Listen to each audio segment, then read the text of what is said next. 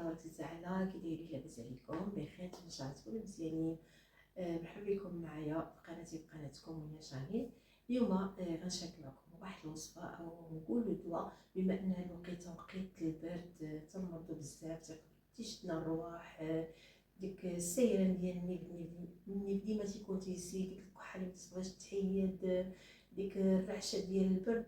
اليوم غنشارك معكم واحد الوصفه اللي هي فعاله وفي نفس الوقت اللي هي انتيبيوتيكو، تتحيد لينا ديك الميكروبات اللي تيكونوا عندنا، تتحيد لينا ديك الكحه اللي يعني شحال من واحده تشد واحد الكحه اللي ما تبغيش تحيد منها لمده تقريبا تبقى مع حتى شهر، واخا تنشربوا الدواء، واخا نديروا لي زانتيبيوتيك، ولكن ما تبغيش تحيد. مع هذه الوصفه اللي غنشارك معكم وصفه طبيعيه راه غادي تنفعكم 100%. ودابا غندوز معكم مباشره باش نشارككم الوصفه.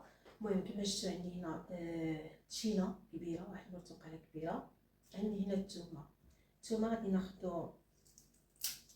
المهم انا ناخذ واحد جوج، عندي 3 ديال الدوز ديال الثومه ولكن كبيره. المهم تنقي هاد الثومه،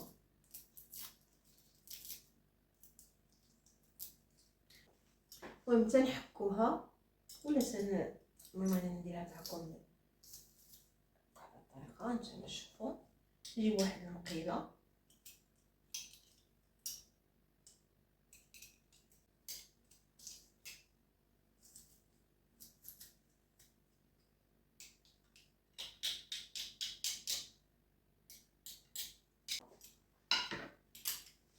هنا، غنجيب التشينه اللي نعصرها معكم.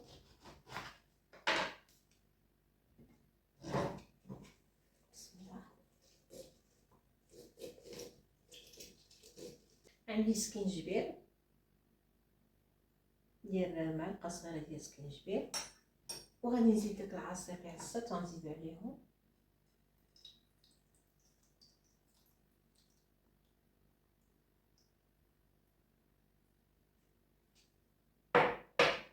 هنا غادي نردهم فوق البوطه،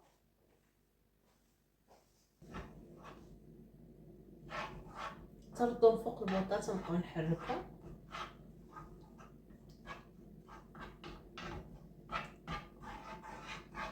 تنخليوها واحد 5 دقائق حتى 6 دقائق يتعسل شي شويه بحال هذا الشكل. صافي كنطفيو عليه.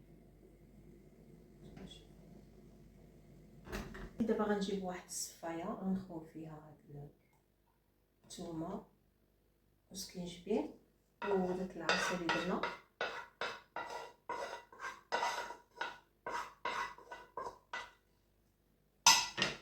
تنبقاو نصفيو بحال هكا.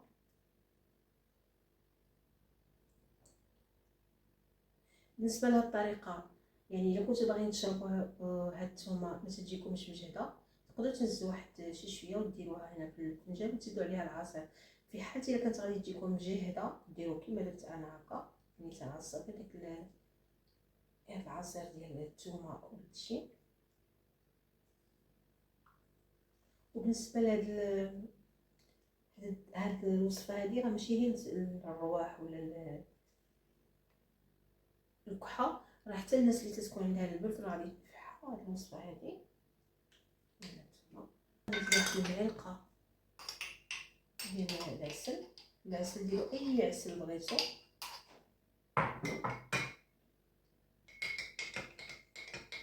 كنحرك مزيان.